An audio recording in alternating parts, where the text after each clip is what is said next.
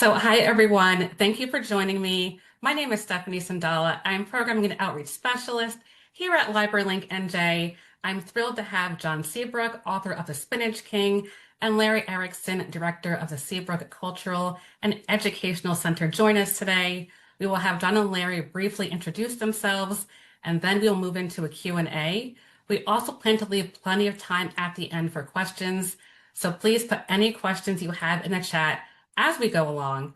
But first, Jon, do you want to introduce yourself briefly? I know you've written a Sure. couple books and done a lot of great investigative reporting as well.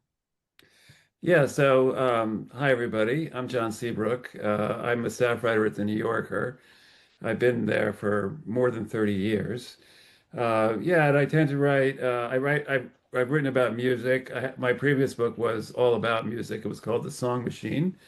I also write about technology, engineering, design, architecture. Um, Sometimes sort of environmental stuff, doing a piece about rivers in Vermont now. I'm in Vermont now. And yeah, I've written 5 books, and this is my latest, The Spinach King, which we're going to talk about. I live in Brooklyn with my 2 children. Well, my son has moved out now, but my daughter and my wife. And my dog is sitting at my feet. He's a large golden doodle named Herman. I hope he doesn't bother us. And that's really all you need to know, I guess. Thank you. Always appreciate pet cameos. So if Herman wants to make an appearance, He, none of us he would be may. opposed to that. He may just do that. Yeah. Yeah, we're more than okay with that. Okay, thank Okay. you.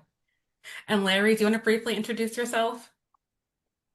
Yes, good afternoon. My name is Larry Ericksen. I'm the executive director of the Seabrook Educational Cultural Center, which focuses on Seabrook Farms and the multicultural communities that were labor force there throughout the time period that Jon's talking about in his book.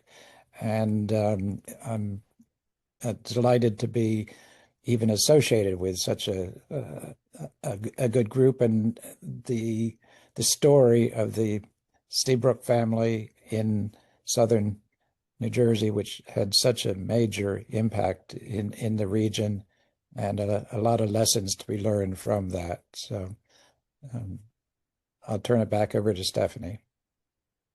Okay, great. Thank you. So I have a few questions for each of you. And again, I'm going to leave plenty of time at the end for Q&A. So if you have any questions for Jon or Larry as we go along, please put them in the chat. But to start, Jon, I know this has really been kind of a labor of love for you. So you're telling your story. So what led you to tell your story and why now, especially? Yeah, well, I had a couple of different reasons for writing this book. I mean, I would say there's a literary reason, there's a personal reason, and there's kind of a regional history reason. So the literary reason was that to me it was an exciting chance to write about this very important period in American history when the nation transitioned from an agricultural economy to an industrial economy. But to do it all focused on one family whose own biography mirrored that transition. So I don't know if you know the story, but my great grandfather started a small vegetable farm in South Jersey. His son, my grandfather, industrialized it and turned it into a frozen, eventually a frozen food producing a company called Seabrook Farms. The label is actually still around. You may know it. And then my father kind of took it from the industrial phase to the kind of corporate managerial phase. So and they all sort of were 40 years apart from each other. So it's really like 120 years of history, but all through one family. And that was my kind of literary motivation for wanting to tell this story because it was a unique chance to kind of say something about America and show the effects of these changes in a family. Um, The personal reason was that my father had left me this box of materials that I had never seen before he died in 2009, and they were full of these documents that uh, showed the way his father had treated him. His father was a very tough guy, and I think he had some medical issues sort of later in life. But their relationship was very toxic at the end, and it it showed me something about my father, and it made me see my father from a different perspective, and it kind of made me understand a little bit more about the way he was, having now understood what he dealt with as a son. And I also felt like I needed to sort of justify or explain what had happened to him in order to just show what a kind of heroic kind of situation he ended up making out of what was a bad situation. And then from a regional history perspective, as Larry said, Seabrook Farms was not only one of the biggest businesses in the region, but it was one of the biggest employers in the region. Many thousands of people came to South Jersey specifically to work at Seabrook Farms. Many of those people were immigrants, and different waves of immigrants as they came to America, beginning with Italians around the turn of the 20th century, also Eastern Europeans who were fleeing the Russian Revolution, and Russians came. And then in the 30s, a lot of African Americans migrated up from the Jim Crow South and found work at Seabrook Farms. And then during the Second World War, about 2,000 Japanese Americans came from internment camps where they'd been, rounded up from the West Coast and incarcerated. And and then after the war, about, well, 600 Estonians came as displaced persons from Eastern Europe. They were sponsored by my grandfather. And all of these people came and not only worked at Seabrook Farms, but lived in the company town that was called Seabrook, that was basically owned by my grandfather. And they lived in Seabrook housing. They paid rent to the company. And after the war ended, some of the Japanese Americans went back to California, but a number of them stayed. Um, a lot of people's relatives or descendants are still around South Jersey, and the reason they're there is because of Seabrook Farms. And so I just thought for those folks, it would be useful and interesting to know the history of the company and my family, and how it became what it became. Because for a lot of those folks, they entered the picture when it was already a big deal.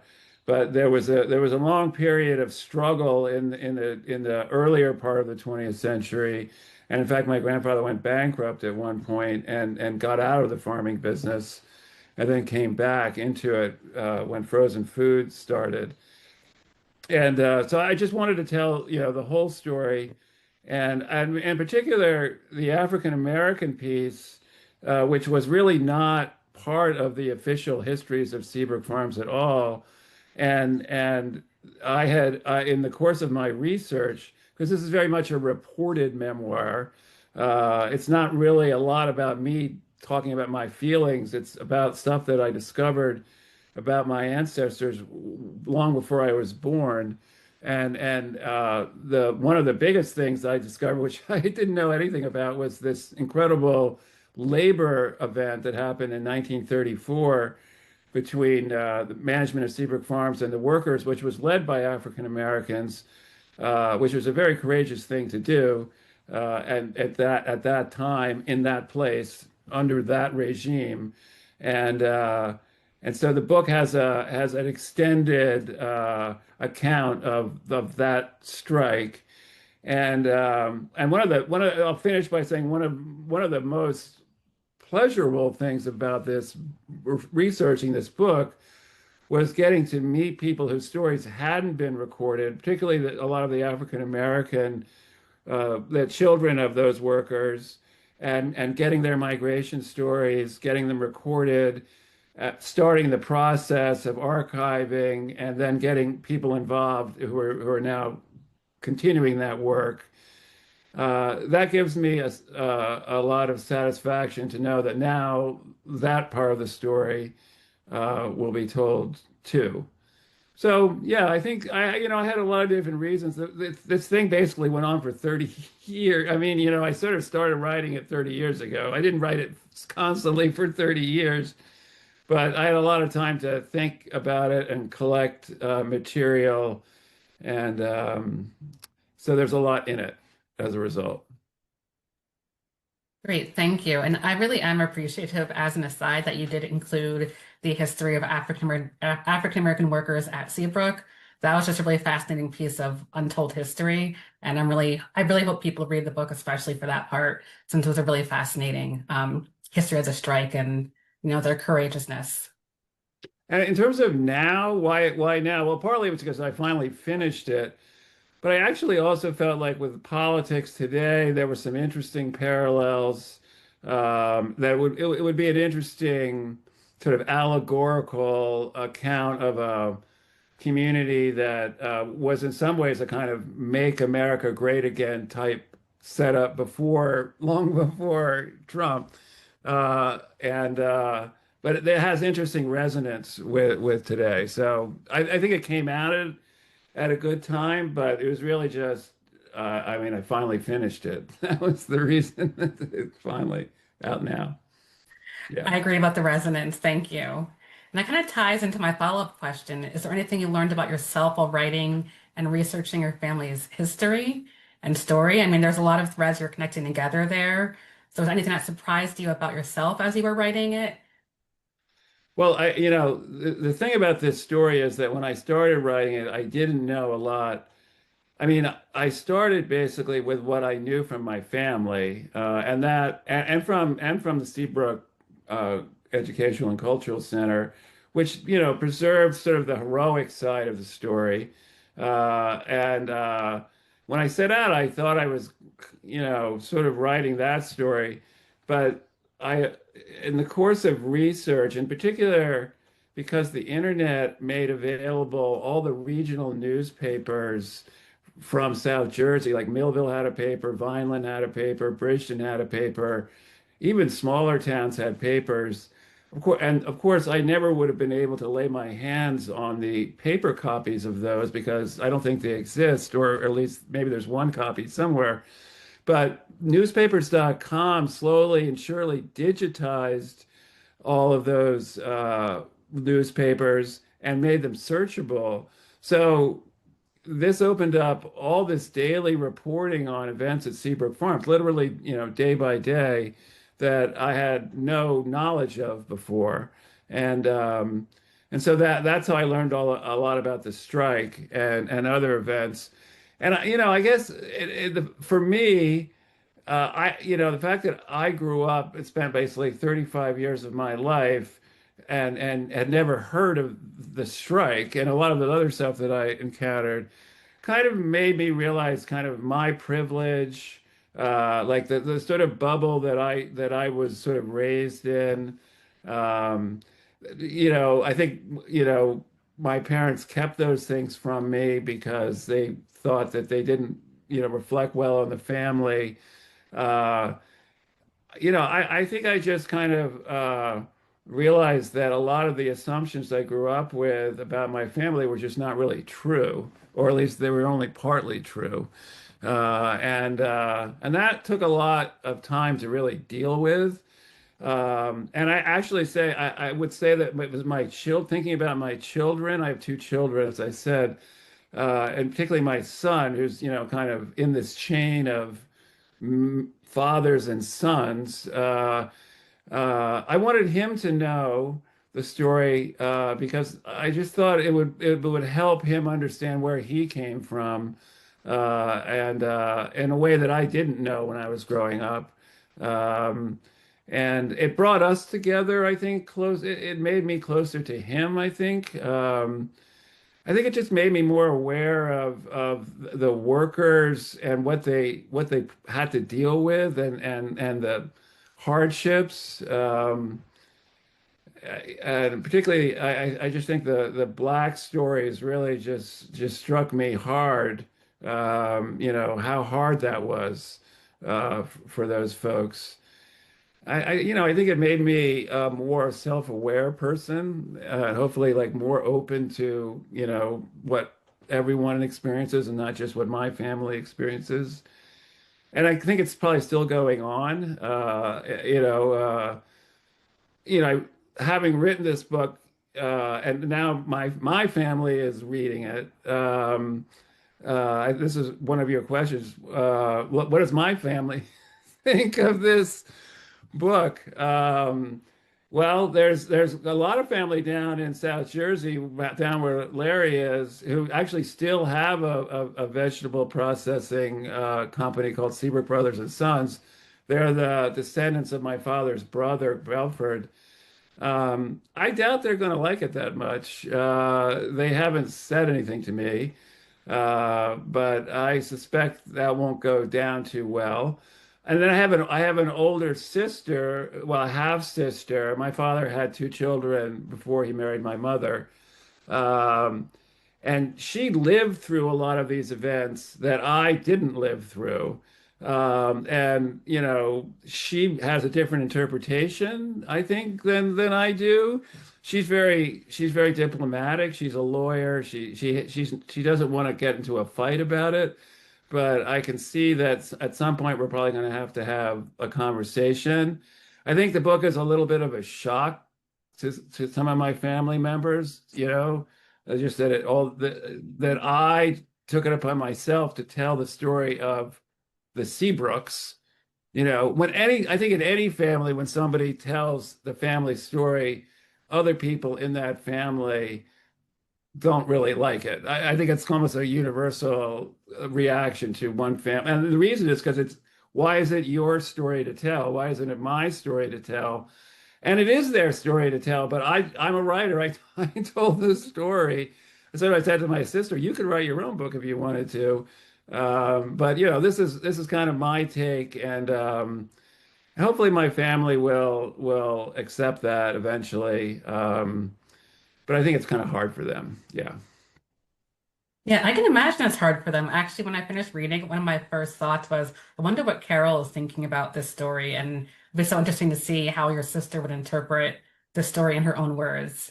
So I'm really glad that I'm you trying to mentioned get her that. to come to the book party, and she hasn't RSVP'd yet. I feel like that'll be the first step to see if she RSVPs yes or no, and and then we'll go from there. That's a great first step, and please keep us posted too. Yeah.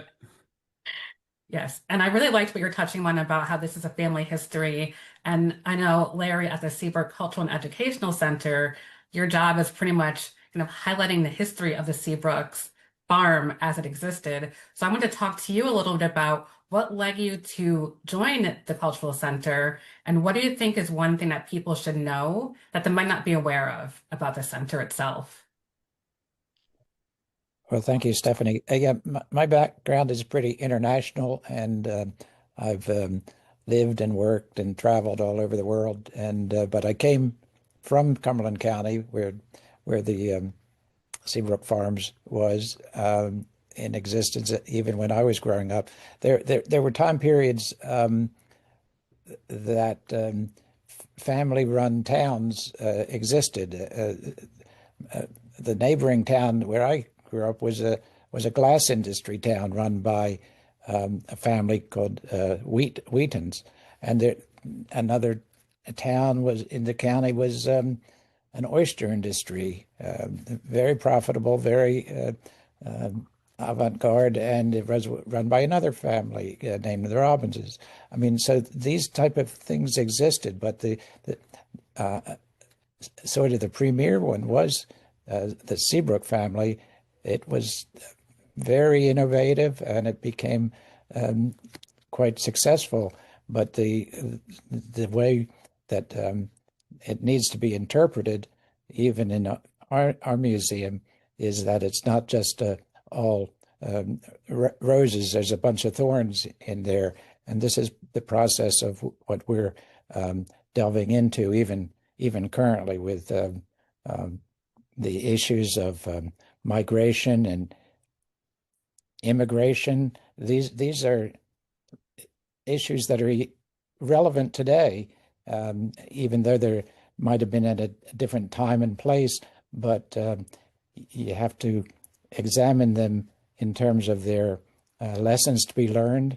And I think Jon's really touching on that aspect of it in his book.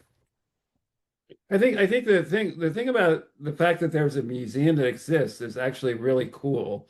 Like there's a book, you can read the book, but then you can actually, go to the museum and there's not too many books I can think of that, you can do that with. And the museum, it was basically created by the Japanese American community. Yeah, because their story is unbelievably traumatic, right? I mean, one of the worst civil rights violations in history. These people who were American citizens were taken from their homes and placed into really concentration camps just because of the color of their skin. I mean, it doesn't get much worse than that. Of course, it does get really a little worse, but that's pretty bad. And so the museum was really created by those folks, but it sort of became, the Seabrook History Museum in general. And so I think what's been great about recent years, and I was the president of the board of trustees for a while, is that we have been able to include more groups, more people who were also working at Seabrook Farms, who maybe had a different experience than the Japanese American experience, and really make it a museum for everybody, Um, and that's an ongoing process that Larry's involved in, and others down there. A couple of African American former Seabrookers, or their parents have now joined the board, and that's a great thing. And Yeah, it's kind of a story that, even though it's not a news story, we're still learning about this story. It's a developing story, and we're still collecting, oral histories, and not just words, but if you go to the museum, there's incredible artifacts from the farm, from the Japanese American camps. I mean, one of the sort of poignant things about those camps is they they kind of, like, for the kids, they made them seem like they were at like college or like high school. So they had like they had a lot of sports teams, and they had letter jackets. But so like Manzanar, which is one of the big camps, we have one of the letter jackets down there. It's like, it says Manzanar, but then it's like, baseball, football. It's like a high school letter jacket, but it's actually a concentration camp. It's kind of bizarre, but incredible history, amazing artifacts that you don't see every day. And that's all that Larry's doing down there. It's really good stuff. Yeah, as Yes. Jon said, we had like 25 different nationalities. There were like 30 languages spoken, because we got people that came here at different times, but under very dire situations, like the Great Migration from the South, the African Americans coming up, escaping Jim Crow. But we had people from the Caribbean that would come up, seasonal workers. But we had the displaced persons come from Europe after World War II. Many of them didn't speak English, but they learned English very quickly. But it was a time of the people that have been sort of destitute and lost everything, and it shows their resilience of how the families stuck together. I mean, the parents worked very hard and laborious uh, in the of the plants and fields too, but they focused on the future with their children, and they all had really good experiences growing up there, because it was like a global village. Like they say, it takes a village to raise a child, but so many of them excelled in education and went on to become really contributing to citizens. And there were many aspects of the family structures, keeping your cultures and your traditions together, as well as assimilating. So, I mean, there's a lot of lessons. It's a case study in many different areas, whether it's family structures, and in some respects, it's with respect to families, it's a little bit of a contrast between the Seabrook family, which became quite wealthy, and their struggles and their history, but there's other struggles and positive histories that these people that live together and rather sort of multicultural. And so I think that's one lesson, but we really do have to focus on the underserved populations, and that's what we're sort of recording, that experience, whether it's through their churches or their education with joining different clubs and getting along with. It's not an opportunity that exists too often when so many cultures are really closely knit, and how they interrelate to each other, and it can be quite a positive experience rather than just them versus us. So the community was quite much of like I say, a case study of what works and then what doesn't work. So I think we're trying to focus on a lot of that. So. I think like what Larry, one of the things Larry's touching on there is for the parents who came, it was a very traumatic and awful experience for many.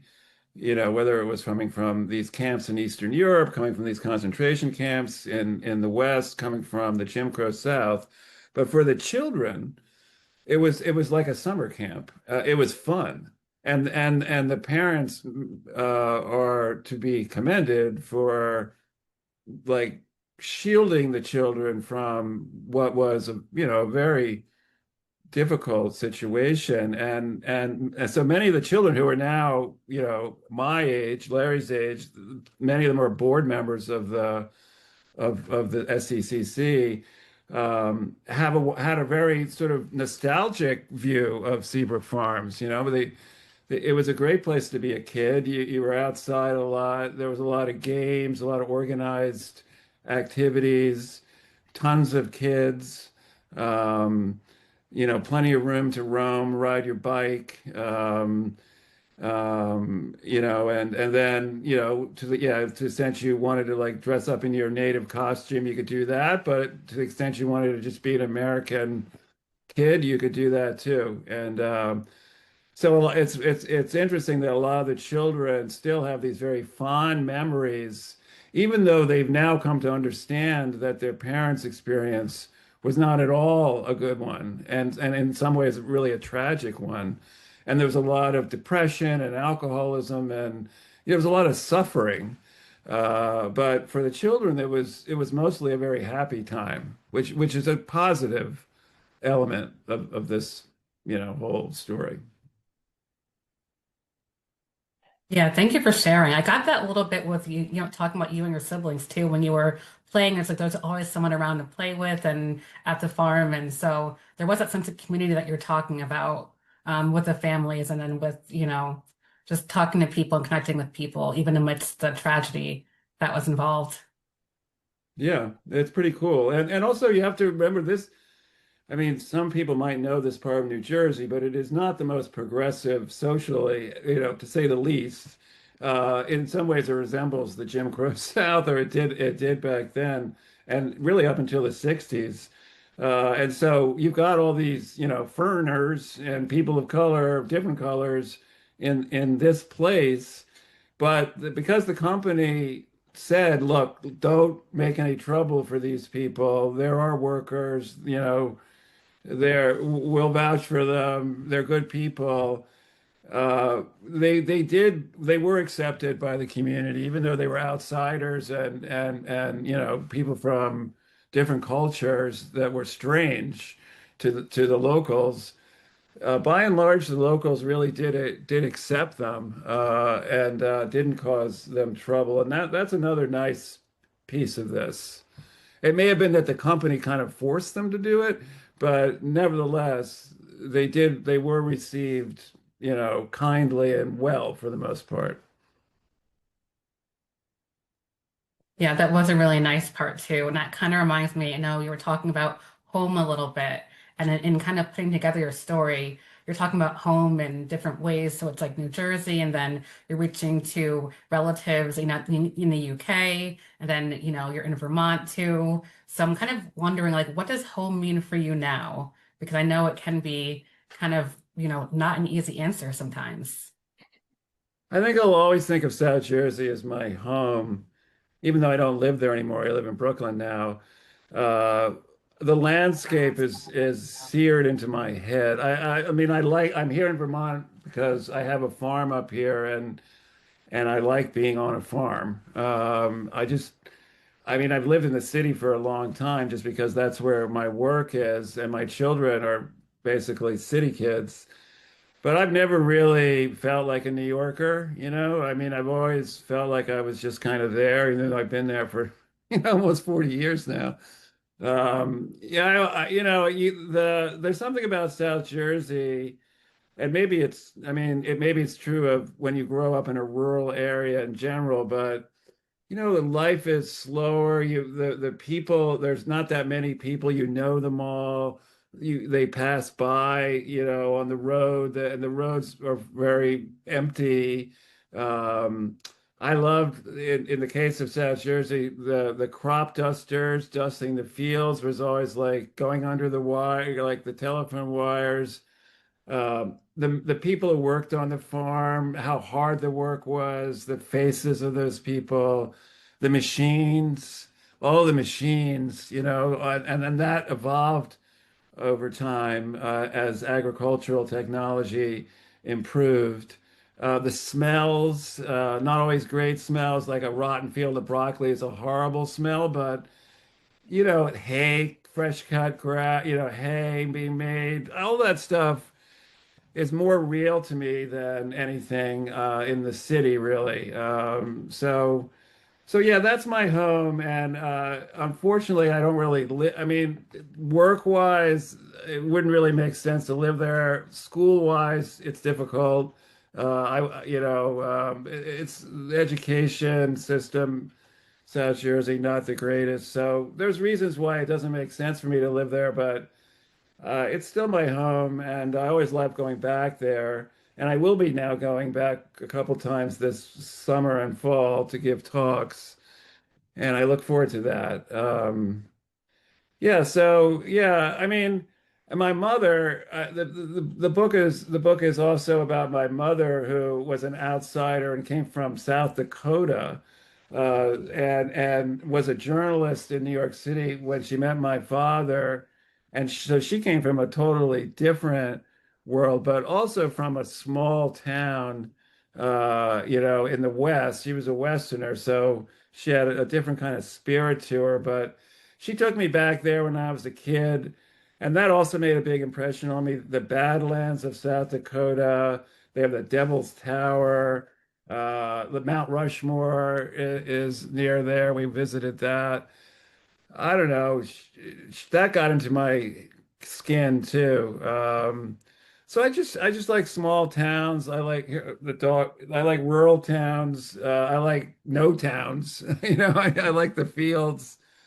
I love riding my bike in South Jersey. It's a great place to ride your bike, and everything is it's flat as a pancake, so you can just cruise. We had horses as a kid, so we ride through the fields too, which was really, really fun. Um, and um, and like I don't know, I just like the big irrigation guns that go off down there. There's nothing like it. You know, the sound of it. Yeah, that's my home, even though I'm not living there. Yeah, that's where I come from for sure. Great. Thank you for sharing. And I really loved your mom's story too, of that almost outsider story as well, and how she met your dad. Right. That was fascinating. It was pretty neat. And I don't know if the folks know this, but my parents actually met on the ship taking Grace Kelly's and her family and her guests from New York to the south of France when she got married to, the prince in 1956.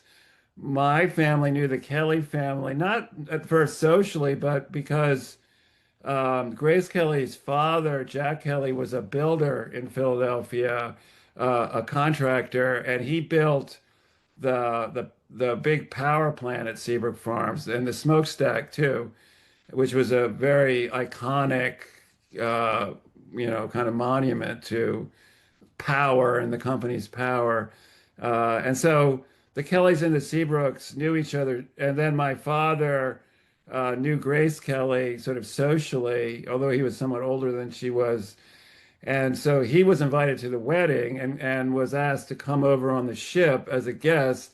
Meanwhile, my mother, who wrote a daily column for the United Press in New York, had broken the story of Grace Kelly's engagement that January, and so she was invited on the ship as a journalist, as other journalists were also, and so here they were on the ship together, heading for the wedding of the century. Really, like it was one of the biggest weddings, biggest news events, really of the year, if not the decade.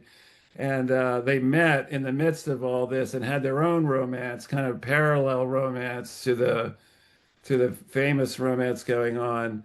And then they were married in October of that year. So it was a pretty quick. They met in April and they were married by October. And then I was born a couple of years later. So that's a cool story that I wanted to tell too.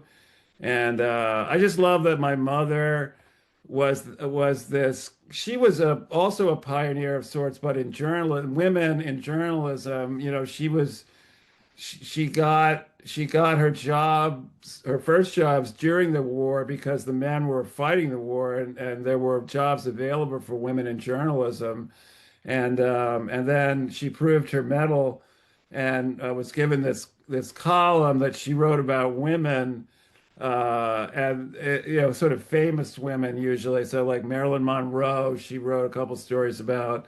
In the book, there's this fabulous picture of her with Marilyn Monroe.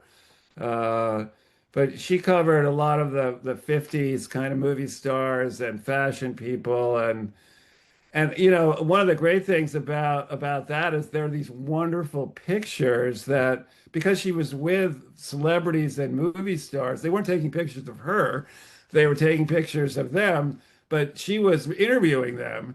And so she's in the pictures and she looks great too. And there are these Getty images that are, really first rate. And actually speaking of that, another great thing about this story and about the museum is that there are incredible photographs taken by some of the nation's best photographers going back to the Great Depression. During the Great Depression, in order to keep writers and artists employed, the government, basically employed them to go around and write and take pictures of regional areas that were affected by the Great Depression. And so a lot of them came down to Seabrook Farms and took pictures. And then during the war as well, because Seabrook Farms became a main supplier of food, and everything they grew during the war went to the war effort, to the government, the quartermaster. And so there were a lot of photographs taken during that period too. And these are all in the National Archives. They're available. You can look them up, and they are free. I could use them without having to pay fees. So the book has some of those, but there are many more. And for me as a writer, trying to kind of like bring this stuff to life, stuff that I had never seen. These photographs were immensely useful, and also the company had a whole staff of photographers that took thousands and thousands of images of everything, really, and a lot of those also are preserved at the museum. I mean, we're talking thousands and thousands of photographs. But again, they were just incredible aids in sort of trying to describe, what it looked like on June 11th, 1934, when those strikers were walking down the road to the management office. There's a picture taken from from a crop duster of that very thing happening, which is just a great. If you're a writer, that kind of stuff is like gold. It's fantastic. So I was able to use a lot of those things, and that also really helped in doing the book. Yeah, no, I really loved seeing the pictures and all the information on Seabrook's site. And that kind of ties into one of my questions, Larry, of, many of us here are educators or librarians. So how can we help raise awareness of this history? Because I'll be honest, I didn't know anything about it before reading the book. And now I'm like, we need to know, we need to share this with people. We need to make them more aware of this overlooked history. So how can we help with that? And what can we do to help Seabrook, specifically the Cultural Center, help raise awareness of this history? Well, that's a very good and an important question. There are a number of areas to do that. Of course, getting Jon's book, but there's That's number one. yes, Get the book. and then there's some subsidiary, but there's been movies written about and produced about Seabrook Farms. The latest one was last year. It's called The Paradoxes Seabrook Farms. It's just doing its film festival tours. It does. It's a documentary, many interviews of different people that lived at Seabrook Farms in the village of many different nationalities. But we've also put just even on YouTube. I mean, but there's been news documentaries also from different time periods. But the type of publications that are out there, they're kind of spattered here and there, where it's nice that Jon's been able to sort of consolidate and summarize many of those in terms of what can be gleaned from the history, realizing it's not just a static history and a time period, but for better or worse, the relevance is recycles and type of things, how we deal with refugees, how we deal with migrant workers, how we deal with different policies, and they can vary depending on the time periods. But there was a lot of activities around wartime that that Seabrook was able to see if Charles Franklin Seabrook was able to utilize by his many government connections, and where the company needed workers, but he was quite and the military needed a lot of food, so it was a marriage built out of necessity, and each one sort of exploited the other, but to get a common result.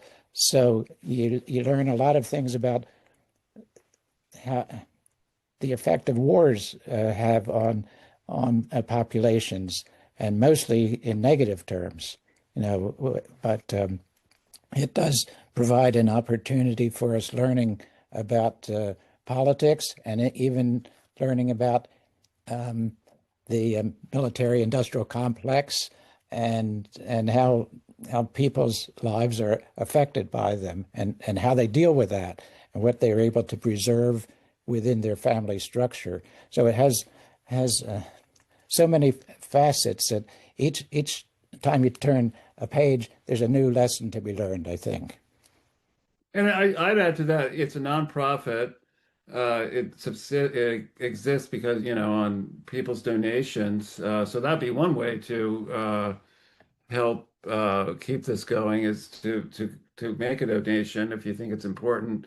Um, and we're continuing, like the Mellon Foundation has made a grant available to build monuments to migrant workers who came through New Jersey, both North Jersey and South Jersey. And one of those monuments will be built right there in Seabrook Farms. And there's a meeting in, I think, next week to discuss that down there. Uh, so there's I think a lot of public interest in continuing to uncover the sort of remarkable. It's an immigration story as much as it is an industrial story.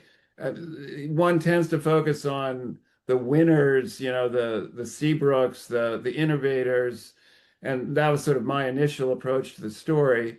But really, it's the workers that made the company what it was. The Seabrooks had great ideas, but I mean, the interesting thing about Seabrook Farms is it was built on technology, in that my grandfather knew Clarence Birdseye. And Clarence Birdseye, who actually was a real person, even though there's Birdseye you think is a brand. They like, it's two words now, but originally it was a guy's name. And he had been up in the Arctic, above the Arctic Circle, and seen Inuit catching fish. And they pulled the fish out of the water, and he saw it freeze in the air. It was so cold. And then they got back to their camp, and they would thaw it out, and it was just as good as if they'd caught it fresh. And so he had the idea that you could create a process and a product. And he worked on poultry, and he worked on fish, and he got that process pretty well developed, and he had patents on it. But vegetables he couldn't figure out because you needed to cook them first, is what it turned out. You couldn't just freeze them. And and my grandfather said, "Well, I can figure that. We can figure that out down on the farm." And so he went down, and by then his sons, my father was the youngest. He was still pretty young at that point, but his two older sons were both gifted engineers like he was, and my father. They were all very gifted engineers. And they figured it out. They figured out how to make a process that could freeze a large volume of vegetables very quickly. And so they became kind of the vegetable packer for Birdseye. And that was really, so it was that technology that really made the company what it eventually became. But underneath that technology, it was still almost like a 19th century farm. It was a lot of the work still had to be done by hand, particularly the cultivating of the crop, the weeding, the planting, particularly replanting from the greenhouses to the fields, and then a lot of the harvest, you still needed hands, people's hands. So even as the technology grew, the labor force grew and continued to grow until by the 1950s, at peak season, there were 8,000 workers. It was a lot of people. There's a fantastic photograph that appeared in Life magazine. It's in the book of the workforce all lined up with my family on a platform in the front, and then just thousands and thousands of workers in their uniforms, different designating their place whether they worked inside or outside, and what they did. Um, and really those were the people that really made the company work. The technology kind of enabled the business side of it, but the production side of it was really handled by workers and really, if you go down there today, there's still a lot of farm workers necessary. And a lot of them now are Mexican workers who come on visas to work. Some of them are permanent residents, but it's still there's still stuff that machines can't do, and like the delicate picking and the hoeing. And you can have machines, but they don't do like the bean pickers hoover up the whole field at once. So they get all of the beans. Some of them aren't ripe, some of them are. Then the ones that aren't have to be thrown out. Whereas the pickers go through and just pick the ripe ones and go then the next day and get a few days later. And there's a value in that. It might be more economical in the end to have people picking the field than machines. So and that's all going on, not just in New Jersey, but everywhere as farmers try to figure out, how to deal, because farm work in America is not something that Americans really want to do. They haven't wanted to do that since the Second World War. So you're constantly scrambling for labor, and now with this current situation with the border and immigration, it's going to be a lot harder to find those workers. Um, but that's a big part of this story. Yeah, the workers, where they came from, and then how they really made the company what it was. Yeah, I really appreciate how you shed insight on the workers and their stories. It kind of leads to my last question. I know this was like, kind of labor of love for you, as I mentioned before, and you end with a really transformative period in your life. I don't want to give any spoilers, but how did you know when your story was finished? Because that's always something I'm curious about personally. I mean, there were events in my life that didn't necessarily connect to Seabrook Farms when I experienced them. Like we adopted this little girl from Haiti, who's black, of course, and she was only 15 months when we adopted her. Uh, and actually, it happened during the earthquake, so it was not clear whether she was going to come at all. And then she came under humanitarian parole. And there were these pictures actually of taken of me going down to Haiti, and I don't know. It taught me. It gave me a insight, or just a more sympathy with, particularly the African American experience at Seabrook Farms. I wanted my daughter to know that my family didn't always do the right thing, but that we're trying to do better, and we recognize that we weren't really always doing right, and hopefully she can understand that, because it's kind of her legacy in a way too. I mean, she doesn't necessarily have to accept it, but it would be nice if she could find some kind of reconciliation with it. So that felt like an ending of sorts, and that does come at the end of the book. Also, there's a lot of alcohol in this book. The alcohol was a big part of Seabrook's social life. It wasn't like they were all alcoholics, although some of them were, but it was kind of a way of getting ahead, of showing you're sophisticated, learning about wine, and the right drink to drink at the right time, and all that stuff.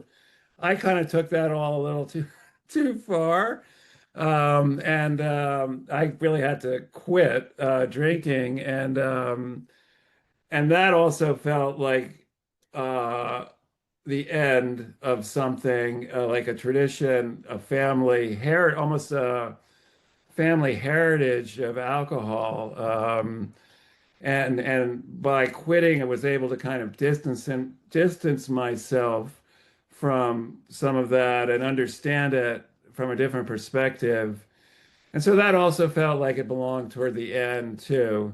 Um, and yeah, so when with that, I definitely feel like it ended, and this story did end for me, that was important because if it didn't end, then I wouldn't have finished the book. I mean, I knew that there was an ending, and I kind of knew where it was, but I had to get to it, and that took a lot of time, and yeah, it was a personal transformation as well as a literary creation. That's the part that's kind of about me mostly, the memoir, the memoir of the author. Um, and I felt that was also important for the reader to kind of know, like, okay, this is where I'm coming from, I have a stake in this, and it's affected my life in these ways. And I'm trying to kind of make that better and, in some way. And, I wanted it to have a positive ending. I wanted it to feel like you've gone through this stuff. Some of it is really pretty dark. And but like that the universe does bend toward justice in a way if you can see it, and I wanted my book to end feeling like there's hope, if you work on your stuff and you work on your legacy and you try to honor it, but you also try to you know, make your own mark in the world. You can do all that and it can be okay. So, yeah, that's where, when I got there, I felt like that was the end. And I really appreciate how you wrote about your sobriety and that, which is a really vulnerable thing to write about. So thank you for sharing your story with that too. Yeah, So, thank you. and if Appreciate Yeah, that. anyone, Stephanie, I would say that this is a very unique book because it's an insider's look at the family. Usually, people tell stories about what happened just as an outsider's view.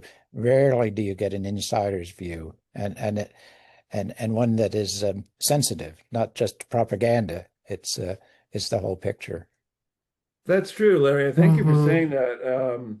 It's true. There's like the American dream is written about in a sort of often by people who didn't actually live in the family that achieved that a dream, and they don't really know exactly how they got there, and they tend to mythologize those families, or maybe somebody is a critic of that family and writes a very sort of expose, tell-all negative book.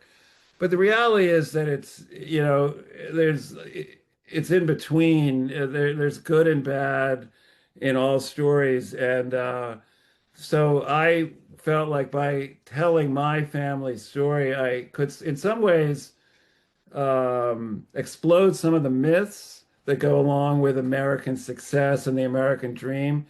My family didn't always act honestly, even though they sort of represented themselves as honest people. And my grandfather often claimed to have pulled himself up by his bootstraps, which is the great American, the self-made man is really the great American archetype, but he really wasn't. His father was a very successful vegetable grower who gave him his start. He took it and ran with it, but it's not like he started with nothing. So there are, yeah, there's mythologies in America that surround capitalism and success in capitalism, and then there's anti-capitalist books. But I feel like it's somewhere in between, and because it's an insider story, you get a different perspective on a successful American success story. You know, I think that's a useful thing about this book too. Yeah. Yeah, I completely agree. And I wanted to see if anyone has any questions for John or Larry. I saw a great comment in the chat that someone that linked to Rutgers has some digitized items from Seabrook's collection. So I will share that link with everyone in a follow-up email afterwards. That is a great resource. Thank you for sharing. Yeah. Okay. Wait, what happened? Oh, I You just hear saw me? Heather has a great Okay. comment. Okay. I'm not seeing, can I see these comments? Oh, wait, I didn't see it. You better read it. Oh, yeah. So Heather says, thank you for sharing your family story. She comes from a farming family in North Jersey, which has had similar and different struggles and history along the way. The business is still going after 100 plus years. And it's interesting to compare the similarities and differences in agricultural histories in our small state. So, yeah, I That's agree. cool. This really does compare New Jersey, really. New Jersey contains multitudes. It's amazing. It's not that big of a state. Everybody thinks they know it. What they think they Mhm, know is like the turnpike and, the refineries around Elizabeth, because that's what they drive past. But South Jersey is like such a different beast than North Jersey. It's almost like it's not just a different state, but it's almost like it belongs in a different part of the country, like the mhm. South, really. So it's cool that, and I loved writing about New Jersey in this book, and all of its corruption. Really, there's like it's New Jersey, you know. But anyway, I appreciate that comment. And kudos to you for staying in the business, keeping the business together for that long. That's amazing. I like the indication in the chat of the New Jersey Digital Highway. That's a resource that people can get to right quickly, and references a lot of the not just a lot of pictures that people can um, see, about the migrant workers, about the strike, about it's a it's a small selection of our best photographs that we have, but it's housed at Rutgers University. It's a good resource. Yeah, yeah. Rutgers is a great has done great research on Seabrook Farms, and I was fortunate to meet a Rutgers professor named Andrew Urban, who is also writing a book, more of an academic treatment of labor and migration at to Seabrook Farms, but has done a lot of amazing research. A lot of the stuff in my book, well, not a lot, but some of it actually Andy found, because he has research skills that I don't have, and like particularly in the academic area. So he knew where to find boxes of old material about, like for example, in the 50s, they brought in this kind of Freudian psychologist who felt that he could market the frozen vegetables by finding the subconscious desires that people were fulfilling in buying frozen vegetables. And, he had done that with cereal and breakfast or biscuit mixes. And so they brought him in, and they even, and then this is shortly after my parents got married. My father even experimented creating, the Seabrook Farms never had like a Betty Crocker type, like, the Seabrooks themselves were basically the mascot for the company.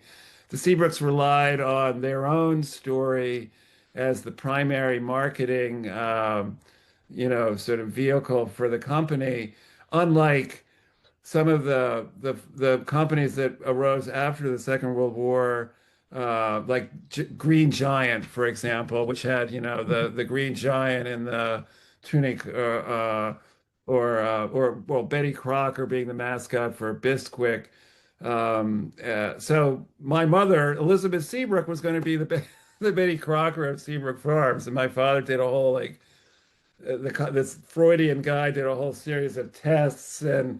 But, my mother, I don't even know if she heard that idea, but if she did, she would have hated it, absolutely hated it. Can't believe my father ever even considered it. I think he thought it was like kind of a gift to her, like, we're going to make you part of the brand, honey. That's the ultimate gift the Seabrooks can give. But I mean, I will say, I don't know if there's another question, but I'll just quickly Yes. say, I think the thing that really brought the family to grief was that the family and the brand got confused.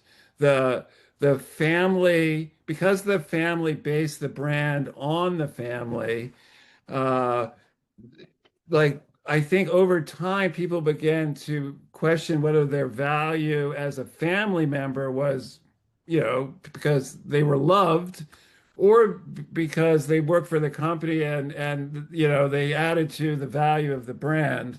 And I think my grandfather in particular began to feel that the Seabrooks had to maintain this kind of certain code of conduct because they were representing the brand. And families just don't really work that way. It's just a recipe for family dysfunction when you expect them to live like this sort of commercial entity that's based on them. And I think that caused a lot of problems in the family over the years. Yeah, it's interesting you mentioned a brand because someone does have a question. And this is something I was wondering too. So without giving away too much context, was there anything you found out about your grandfather's CF that you did not know before? And I'm sure you found out a lot about him that you didn't had no Yeah. idea. So you can just highlight Yeah, one thing maybe. I found out a lot about my grandfather that I didn't know. Um, you know, there was, I mean, one of the things that I found out, which is sort of shocking, I guess, is there's a kind of a movie star component of this because my father dated Ava Gabor in the early 1950s. I think most folks know who Ava Gabor was, but if you need a reference, the show Green Acres, which was on television in the 1960s, in which I can still sing the whole theme song if you want me to, but I'm not going. I'm not going to. But I'll do a little bit. Green Acres is the place to be. Farm, okay. Uh, Ava Gabor sort of lived that life that she later played the part of on Seabrook Farms with my father. And this is when my father was between marriages. But what I didn't really know is that my grandfather had also formed an interest in Ava Gabor. And I guess Ava Gabor was one of those, she was kind of flirtatious and she sort of famously married millionaires. I think she married, like, the Gabor sisters were sort of like the proto Kardashians. They were like these three sisters that married millionaires and divorced them and married another one. And I think my grandfather just thought that she would be maybe up for him as well as for my dad. And I didn't know anything about this. And I discovered it and I was like, wow. I was no, he was a piece of work. He was a piece of work, my grandfather. So yeah, that's one little tidbit from the from the book. I mean, there's some good things that I mean, he was genuinely gifted. He had, he was right there at the transition from horsepower to machine power. Like really, he couldn't have been born at a better time. He was born in 1881. By 1900, he was 19. The first, trucks or cars or tractors were beginning to show up in places, and he was determined to mechanize the farm uh, as soon as he possibly could, and was long before many other farms were mechanized. Also, the Seabrook, he and his father. This is an amazing thing that I discovered. This is not about his affairs, but irrigation. Who knew this? That in 1906 there was no irrigation in South Jersey. No one had figured out any way to irrigate the crops. So you really just were completely dependent on the weather, and there were these droughts that would just kill, the whole year's worth of production. And so it was my grandfather and my great grandfather who first brought irrigation to the area, and that was overhead irrigation. It was pipes with little holes in them that could kind of spray water in a radius of like 30 feet or so.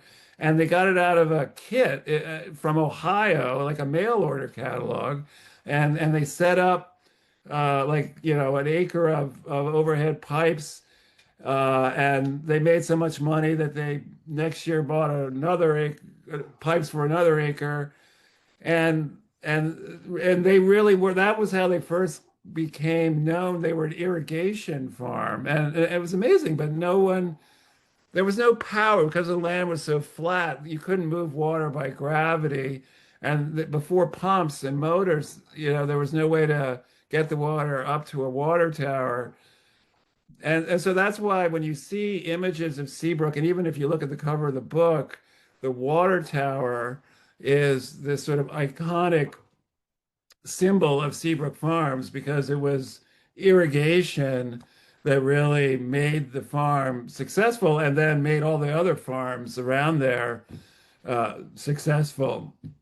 And really it was those two guys that brought irrigation to the region. So that's a kind of a cool thing.